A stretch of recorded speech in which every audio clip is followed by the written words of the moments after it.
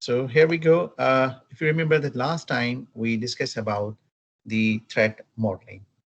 And if you remember that we discussed what is the threat modeling and at what stage we are supposed to do, we are supposed to go for it, and how modeling is actually helping us in the improvement of the security for the system. And then we discuss the couple of other things which were related to the security of the software. And then we stop at the one stage where we mentioned that this is the one of the example that where we can going to apply the threat model, and that is the case study we considered as the same case study which can be for examination system in our university, Taylor's University as well. So going ahead with the quick recap for you. So you notice that we discussed about the threat modeling, and then we mentioned that there are the different models for the analyzing the threats are there, including the stride and red and mobile threat modeling. And then we also discussed that how we start about the threat modeling. Once if we want to go for a threat modeling, we have to have the all required information about the system, because without that we cannot be able to go for the threat modeling. We cannot group them, we cannot limit them, we cannot uh, find out the weak point is the point of the exploitations and other things.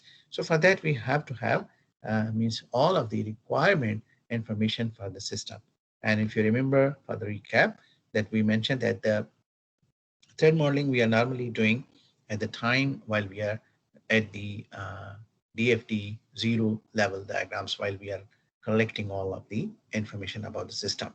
And also in case if suppose the system is in practice, then also we can go for that to apply the threat modeling. But in that particular case, we are supposed to break or decompose that model into different levels, and then we can apply the threat modeling. So we can know that where up to where what are the different zones, like suppose what are the trust, what is zone, what are the machine zones, what are the human zones, and what are the, so we can divide our software in the boundaries in the zone, and then we can see that what could be the possible uh, strength and weaknesses are there, what are the possible point of exploitations are there, and so on. And so you remember that we discussed about the one of the module that was the stride. So stride was means stand for the S is for spoofing, T is for tampering, R is for repudiation, and I is for information disclosure, and D is for the denial of service. So in case of suppose we are going to apply this model, then it means that we are trying to find out any point of exploitation or weaknesses in the system or in the software related to these attacks especially. And if you remember that we discussed about further that we have the threat model as well.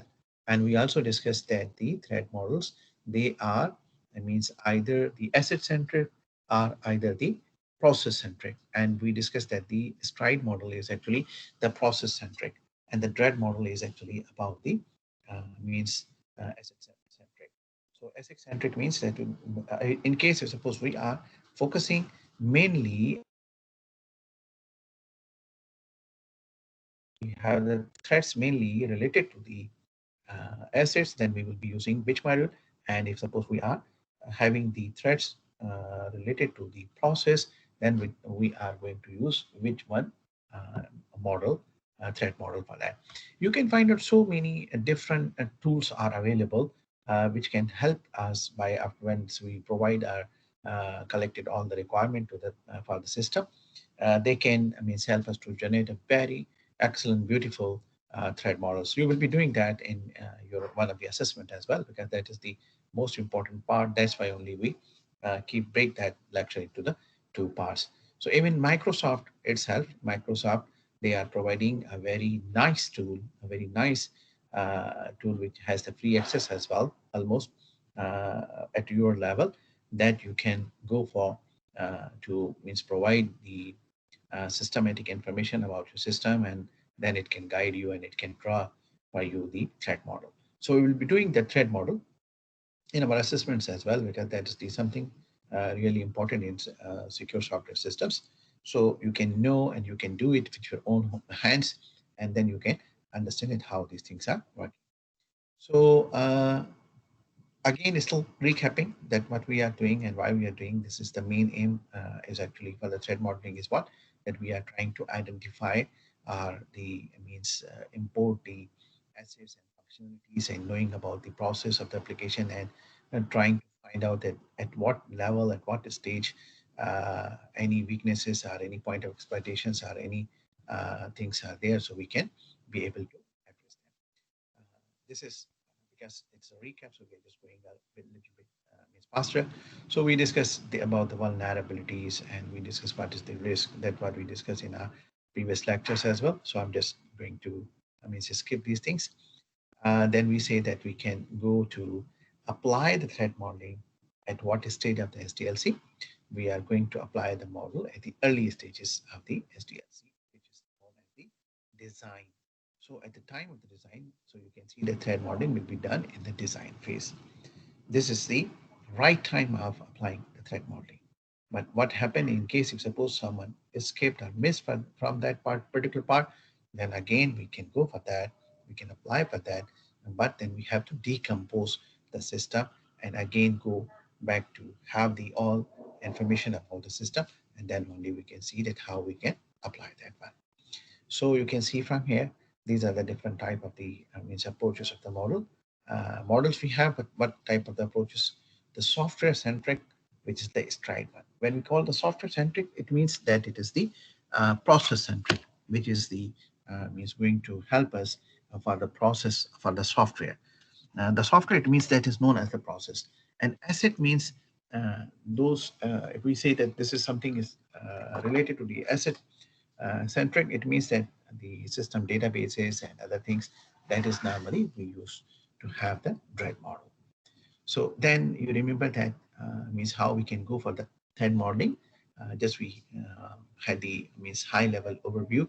So we said that we can have a kickoff, then we can identify the cases, we can draw the level zero diagrams, and all the stages we need to make the documentation, and we have to have the meetings with the staff members and the people, and we try to find out about the requirements, about the process, about the flow of the software. Because if we are missing from any important information, then we will not be able to come up with the good threat model. Because the threat model, like what we just discussed now, that there are so many different tools are available which can help us to draw the threat modeling.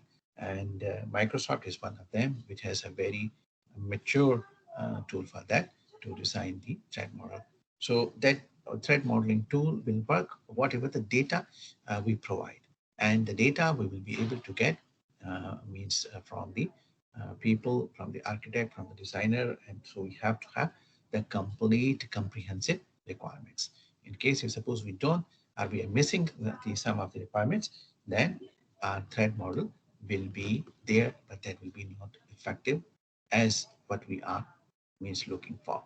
So this is the most important information. That's why we are mentioning that this is the successful or the right time for going for the threat modeling is the design time. And for that, you can have a meetings again and again. You can document the things and try to find out about the process requirement, software requirements, and then you will be able to input and find out the right threat modeling approach. So you can see means after the identifying the use cases, we have to go for the level one, which is we draw the level one diagram. Like suppose now we are at this stage, so we can be able to analyze the things and we can find out something. But at all of the stages, we are supposed to do the documentation, and we can repeat the things until and unless we are sure that whatever we are doing, it is means with the right information, required information. Then once we are done with this one, then we can go to the next step, ASF, which is the means application security framework. ASF is known as the application security framework.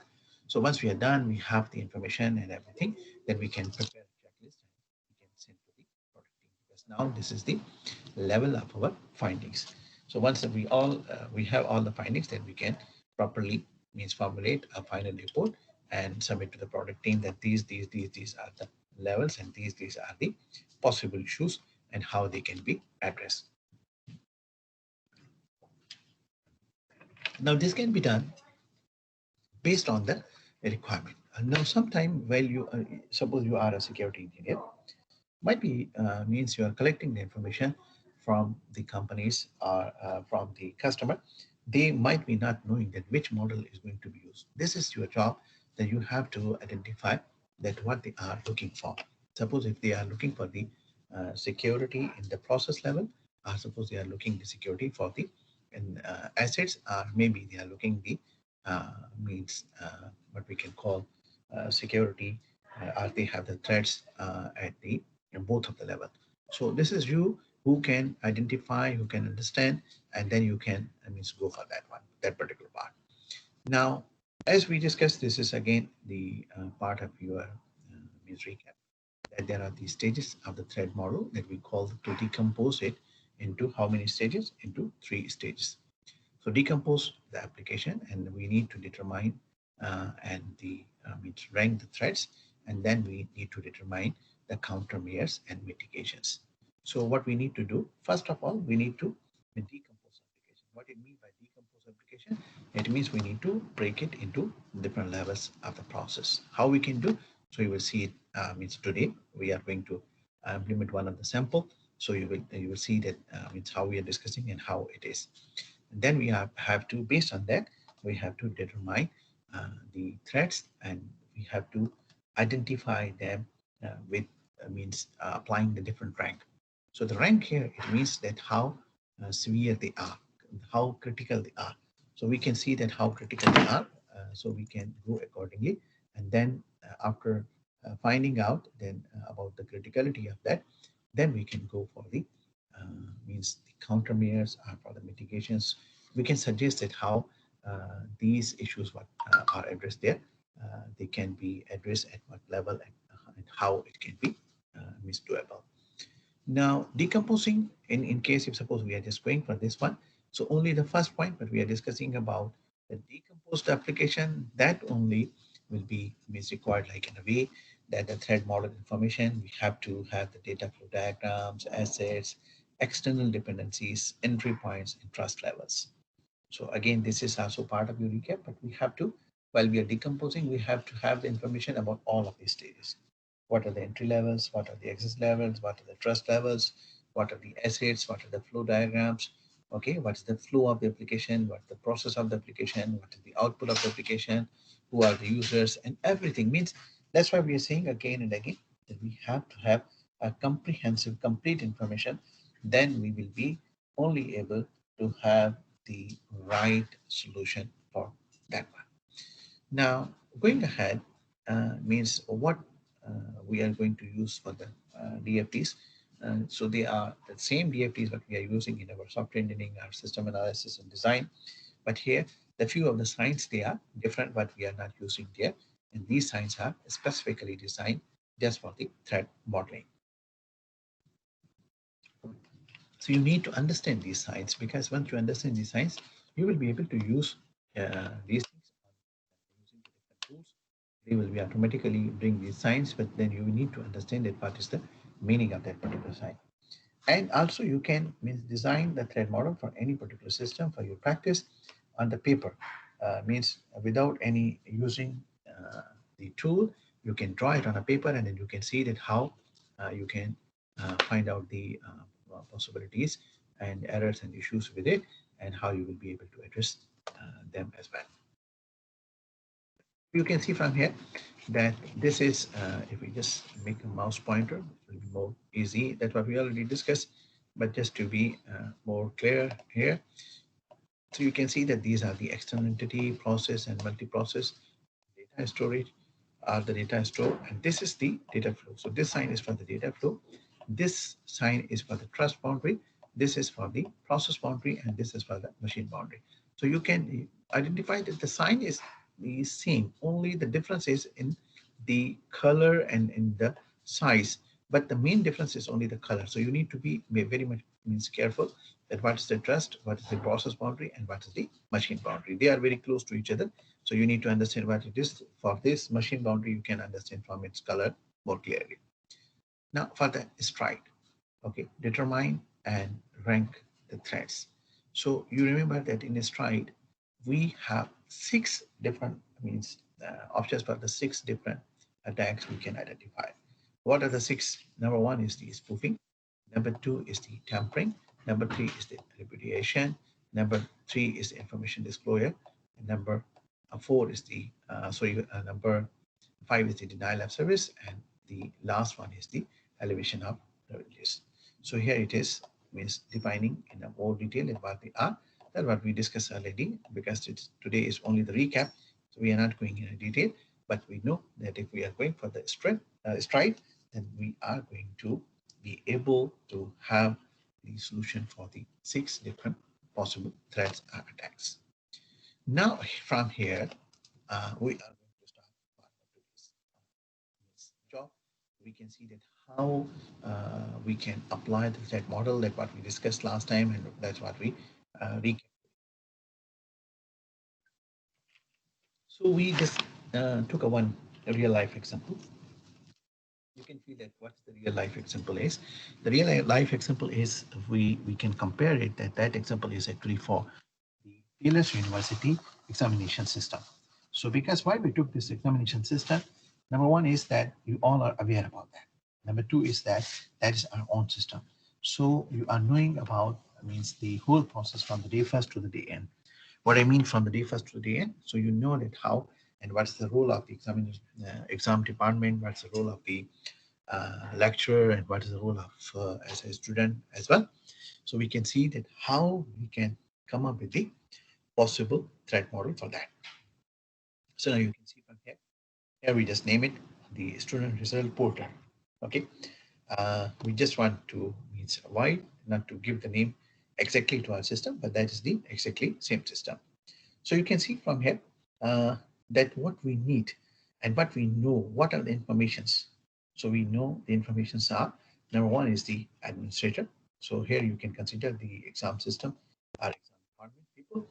Number two is the teacher, which is your lecturer. And number three is the student. So the main or the major roles are the three, are main are the major agents are the three. So you need to perform the threat analysis means on the system. Which system? The system is the student result portal system.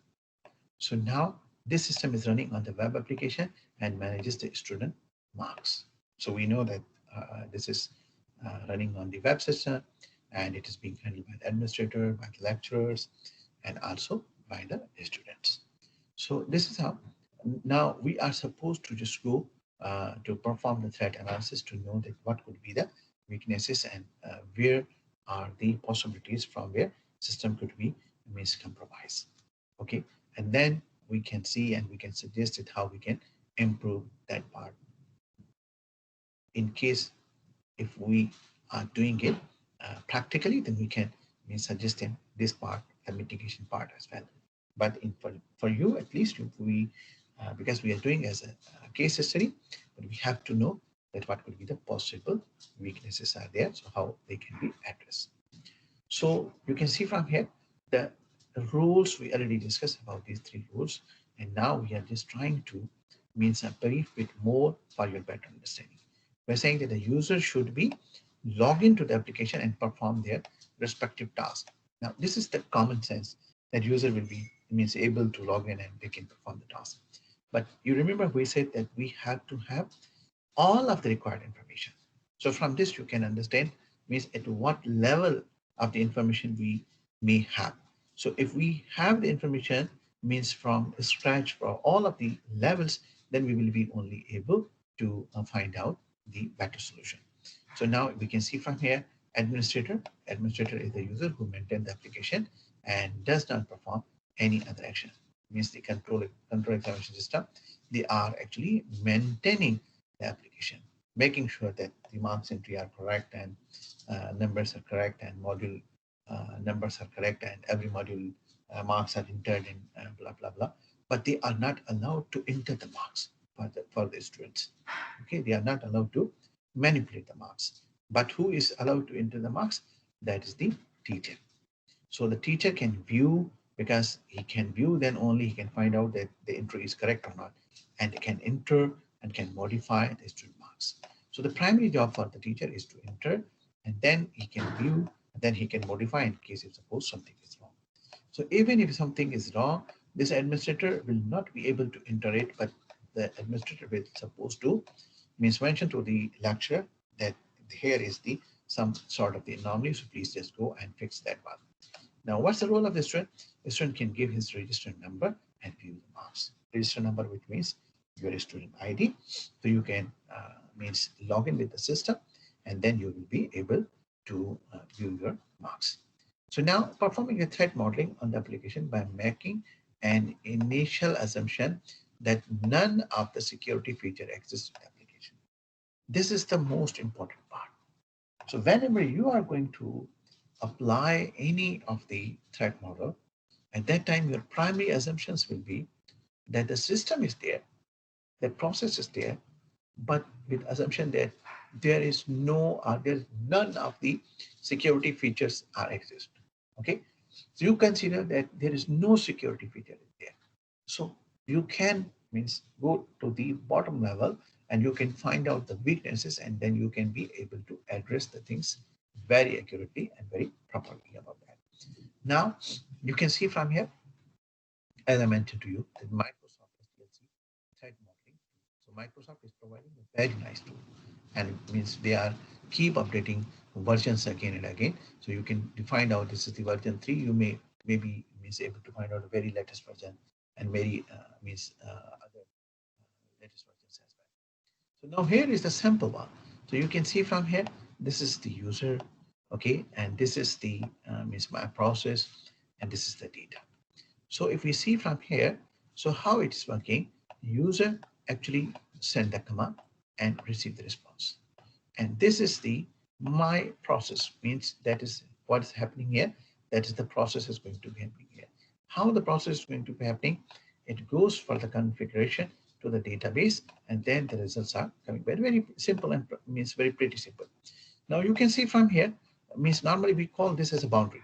So you can see from here that we have the one of the boundary here. So you do remember, we said that there is the different boundaries. So you can see from here, come here, this is the data flow. So no, this is not the data flow. This is the data flow, which is the command and the process. This is the trust boundary. Yeah, this is the trust boundary.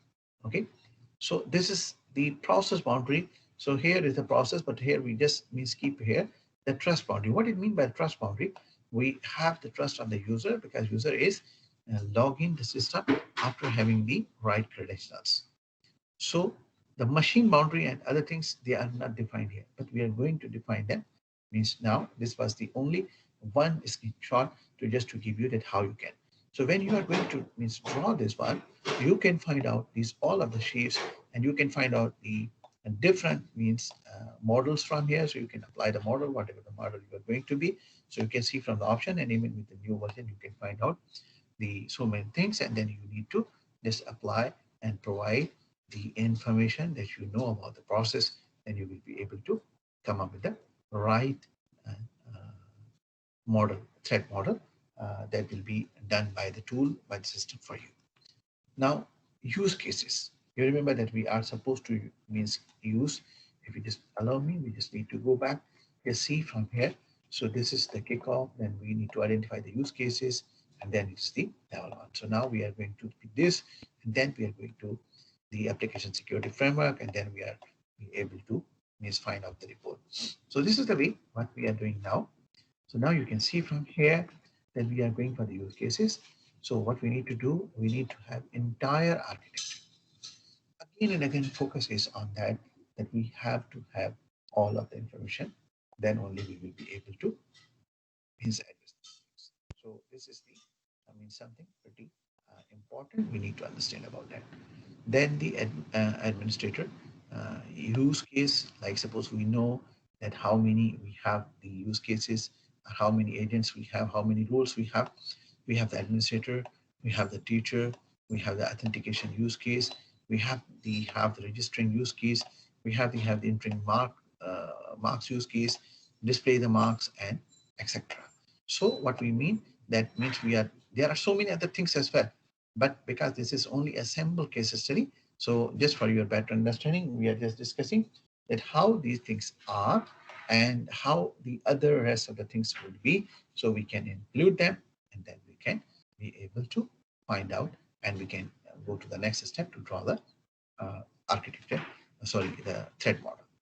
Now from here, once you see from here, that this is the sample use case. Okay, this is not the accurate, but this is the sample one. So now you can see from here, this is the user number one. This is the teacher, and this is the student. Okay. Now these are the boundaries. These are the boundaries. So this is the blue boundary. You remember the blue boundary is for what? This is the machine boundary. Okay. So why it is the machine boundary? It means that the user can go up to this. After that, whatever the execution is going to be done, this process is done by the machine boundary, not by the user. We are not able to, or we are not going to allow to the user. The user, either it's a student, either it is the suppose administrator, or either it's a teacher, whoever it is, but we are not going to allow to cross this level, across this boundary. Why we are doing this? To manage and maintain the security. So you can see from here. So once we reach here, once with the database interaction, that is only with the help of the machine boundary. That cannot go for the trust or something else. But here you can see this is the trust boundary. So why is the trust boundary? Because trust, it means that we have a trust that whatever the user, either the student, either the teacher, either the means user here, it means the administrator. So the user, whatever, whoever is there, they will have to provide the credentials, right credentials, and then after that only will be able to means go inside that. So you can see it how this process is going to be applied.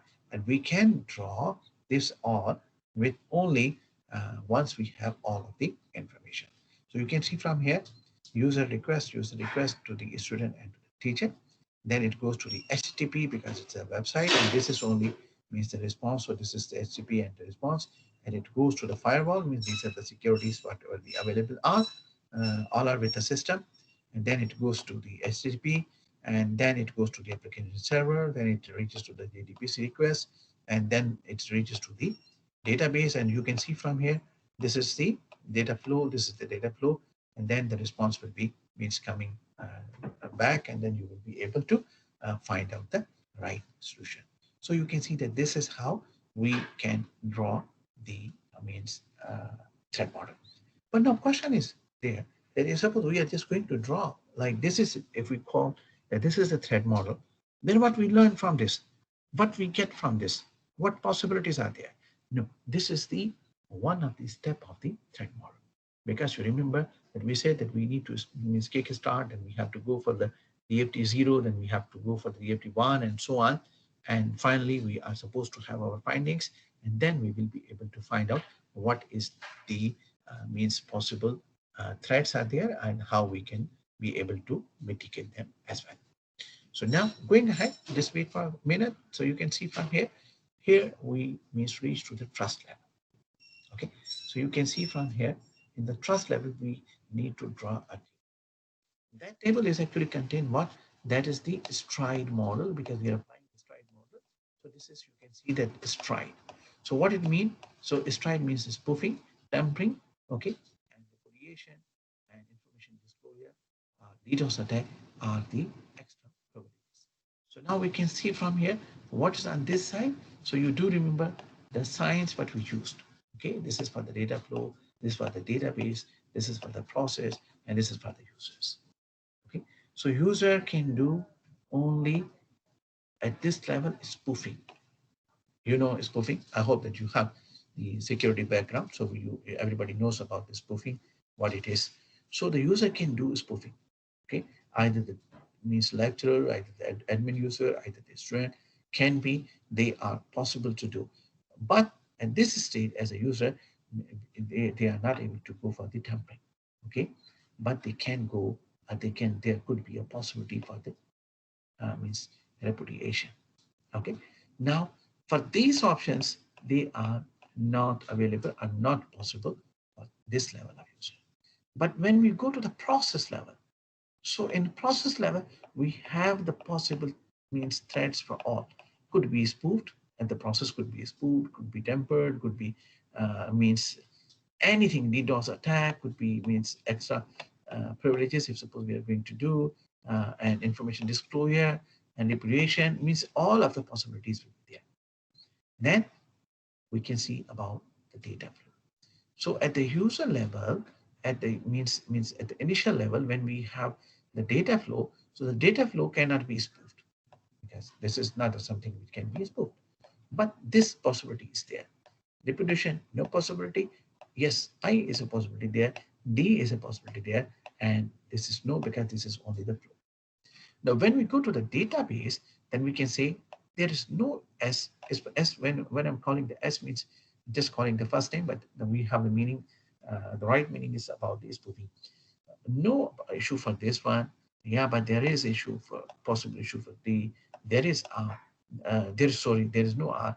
There is I. There is D, and there is no possibility of B. So now what happened? From this, now we means come up based on our trust level. We come up on means some sort of the understanding that what is possible at what stage by whom, by either the user, either the process, and either the flow, either the database. So how and what step could be means having some sort of the possibility of the compromising. So then we will be able to find out the solution and how we can means make them safe and secure. So now this is the, once we are done with that one, then we will have the stride matrix. This is the most important. Now we are going towards our findings because this will help us to find out, and then this will help us to means go to make our report. So you can see from here, now in the stride matrix, we are having the all six attacks sample because we are applying this stride. So spoofing, tampering, repudiation, information disclosure, denial of service, and elevation of the privileges. Now here you can see that the teacher, student, firewall, app server, HTTP request, HTTP request, and response. What is this? This number 2 and number 3 and number 4.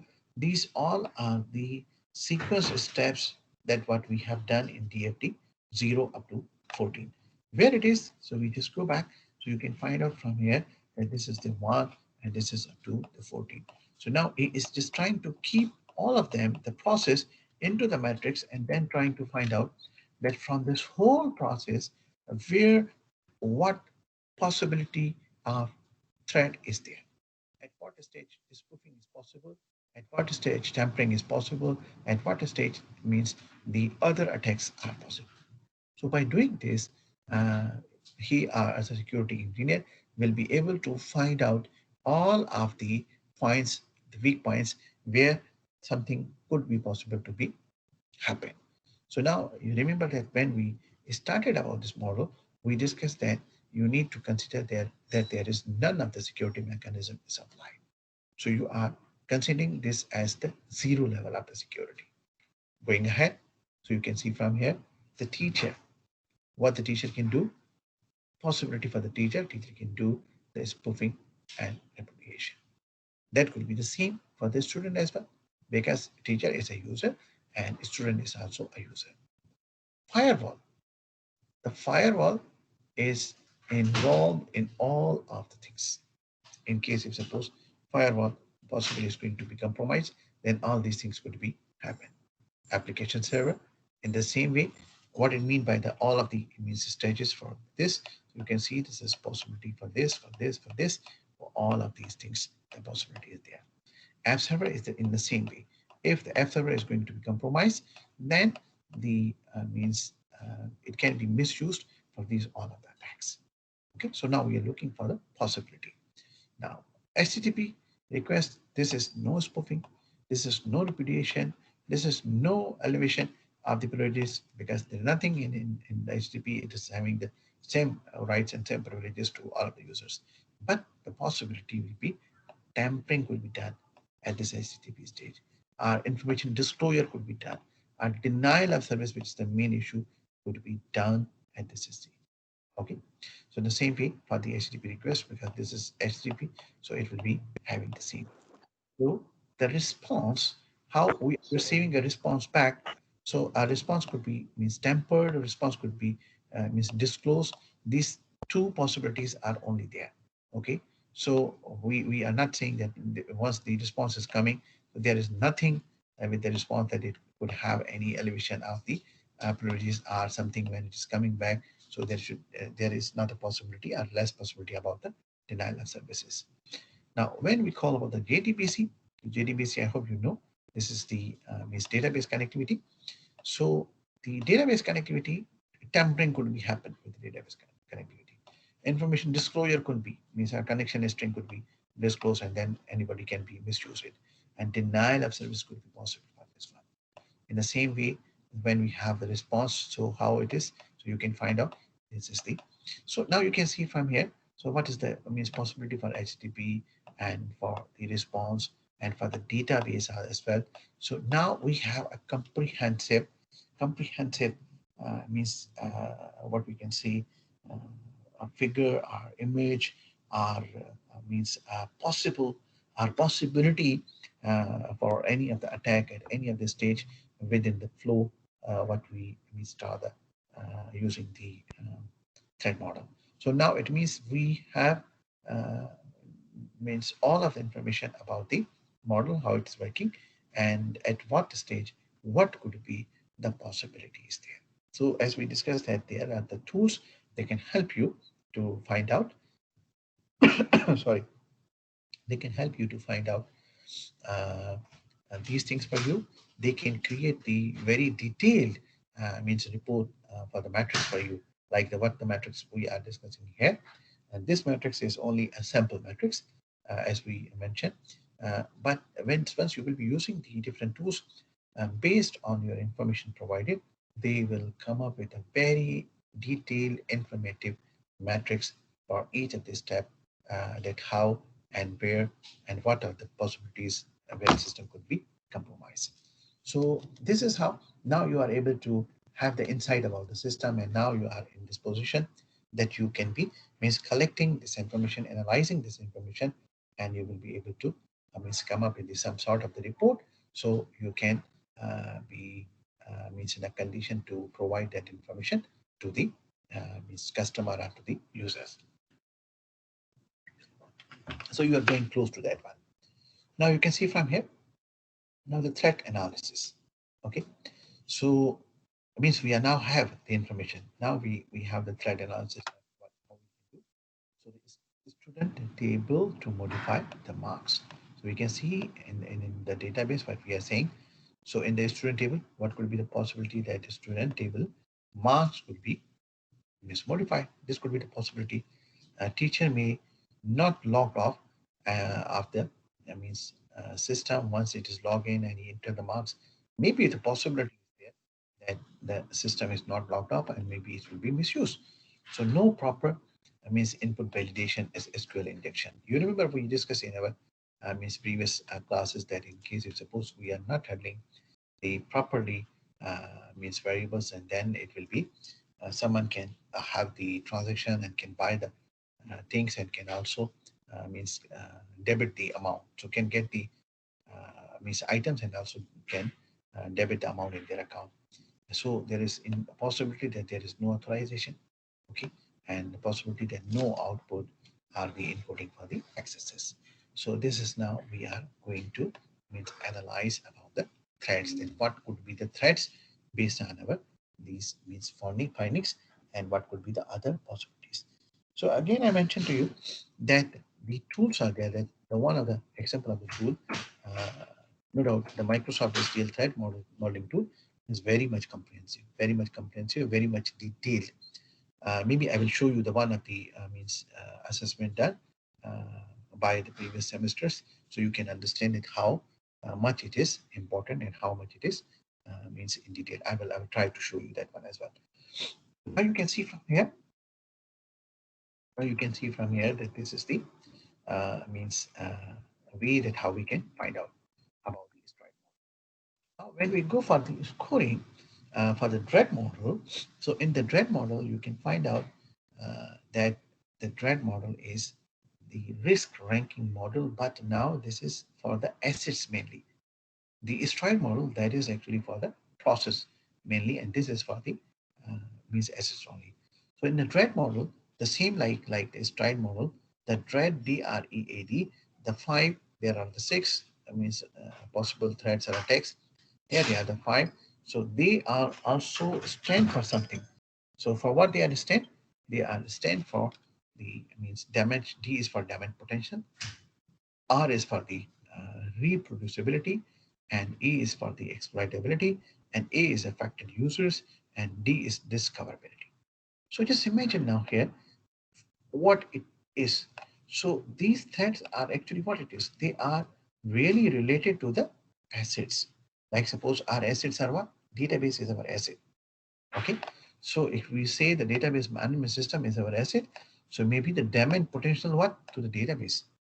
The reproducibility what? Maybe they have the means chunk of the part of the database and they can reproduce and misuse it. They can exploit it. They can affect the users. Means in our database, there are so many users, means lecturers, there are so many lecturers, there are so many students. So maybe they can affect the users in either way. Either maybe means they damage the first part, the D, they damage it so the users will not be able to access that one, or maybe they are trying to means bring a loss in a way that they maybe means insert the different number of the users and again so they affect the real users and discoverability. So from this, you can see that this is actually about the process. So this can means give you the right understanding that how you can means differentiate them from the process and from the asset centric as well. Going ahead, this model is going to be happen. We are not going to means discuss in a very detail, but not in short as well. But will give you the means right understanding that how this model is going to work and how we are applying this model in the industry. So you can see from here, for example, that the threat malicious users can view and modify the marks. This is a possibility. Okay. So what is the damage potential? So here what we are supposed to do that we can means give the score out of 10. So we can means evaluate our system can evaluate like Microsoft tool, what we are using for this, right? So we have the different tools, but that they can means award the number, award the score based on the information what we provide. So you can see from here for the D, this is the DREAD. So this is the thread. Okay. So say for example, based on our input, it said that the thread to the reputation is 8 and fully reproducible. This point is 10 and required to be the same subnet or have compromised could be 7, possibility of 7, affect all of the users, possibility of 10 out of 10, and can be found easily out of 10 out of 10. So this is again, the process will be the same what we are doing, that we have to have everything, then we decompose them, then we apply the model. And when we apply the model, then what happened that it will means provide the information, the score out of 10 based on our input. And our input is what? That is the information that what we have collected. So again, you can see that information is very important. So now once it all of the score means for 5 points we have, then overall grade score is how it will be calculated. It will be calculated by adding them all and divided by 5. So it means we are means counting and calculating the average of it. So this is the average. So you can see from here, this is the average. So average is 9. So if suppose this is a 9, it means it's a means high risk. And if it's a 10, it's a very high risk. And if it is 8, again it's high risk. So if it is the below, then the 8 and it up to means the 5, we can mark them that it is the medium level of the risk. And if it is below the 5, then we can say the lower level of the risk. So there is no system in this world which is means risk free, threats free. There is no system. That is not a possible. Okay. So then we can see that the possibility is suppose we are trying something is higher. So how we can manage and maintain them and how we can keep them or drag them towards the safe zone, which is the lower one. So if suppose the score is coming 9, so how we can, what arrangements we are supposed to do so we can means keep it to the up to the 5 like that. Okay, going ahead, here you can see for the stride thread and what we discussed right now. Now in other means with other points of view with other angle, it is just letting us know that say suppose for example that The threats in the Stride model are like the spoofing and tampering and repudiation and information disclosure, denial of service are the elevation of the privileges, all of the six. He mentioned them means on the one side, but what he is suggesting now, the mitigation, how we can mitigate. Why he's suggesting mitigation? Because I can go back, go back. So you can see, sorry, you can see from here that when we start, we have the process, okay, so we can finalize them, we can have the findings, and we have the documentation. Now we are at the stage that we have to we suggest about the mitigation. So you can see from here further again that we decompose the application, determine and rank the text, okay, threats that it is medium or lower or higher. And finally, what we are supposed to do, we have to go for the countermeasures or the mitigations. So this is what we are doing now for the mitigation. So how we can do for the mitigations. So that's how he is helping us in case suppose these all are the issues, how we can mitigate. Spoofing. So we need to have the appropriate authentication. Protect the secret data. We have to have the proper appropriate authentication mechanism. So someone cannot be do the spoofing. So in the same way, for the tampering of the data, appropriate authentication also required. It can help us, and we have to apply the hashing. Hashes means like suppose these are the encryption techniques, security techniques. We can apply the max. Again, the same digital signatures, and then we are means supposed to apply the against the tampering against different protocols, so we can means keep that or avoid that. Information in disclosure, again we can apply the authentication, encryption, protection. So how we are supposed to means handle them, mitigate them. So these are the suggestions. Now we can give them, provide them to the users that these things are, and this depend on that how much actually we try. What is our finding based on that? So now the security control ASF. So you remember we just went back and I showed to you about the ASF. So now we are reaching at this level, ASF, which is the application security framework. Now we are reaching to that particular part. So we can see that in that particular part in ASF, we have to make sure about authentication, authorization, cookies management, data input output, error handling, logging and auditing, cryptography, and the session management, and these all things which actually help us to manage the security control application security framework. So it means that in our application, we have to have a security framework which is trying to handle or deal with these all of the options that what we are means putting here or disclosing here. Going ahead, you can see from here. Now, say for example, one quick case study. When means we are not going in a means very detailed, but just a quick one, just so you can understand what it is. So you can see now, in case we suppose we are going for the mobile threat modeling. So we already means discussed what is the threat modeling and how it can be done. What is the asset-centric threat modeling? What is the means actually process-centric threat modeling? What is the stride? What is the dread? And then we apply the stride. We apply the dread that how we can do. What are the different tools? What we can done. Now we are just coming. Suppose one quick means not in detail, just for your understanding. So because you will be doing one of the thread modeling in your one of the assessment, and your all of the assessments are uploaded yesterday, and in your next means lab session, we will be discussing the next assessment, whatever the next assessment will be there. So we will be discussing that. We'll be briefing about that, so you can know that what is what you are supposed to do in that particular part. So in a mobile thread model, so you can see from here that this is the means user. Sorry, this is the user. This is the mobile application. This is the device storage. This is the third party, and this is the device. So you can see that how the data flow and everything that what we already discussed. So in the mobile thread model, if suppose we are going for the stride, what could be the possible means spoofing? What could be the tampering? What could be so all of them we can come up the possibilities, and then we can go to means come up with the matrix model as well, and then we can find out and we can do the whole process that what we have done right now for this study. So conclusion is that we implement the threat modeling in the SDLC.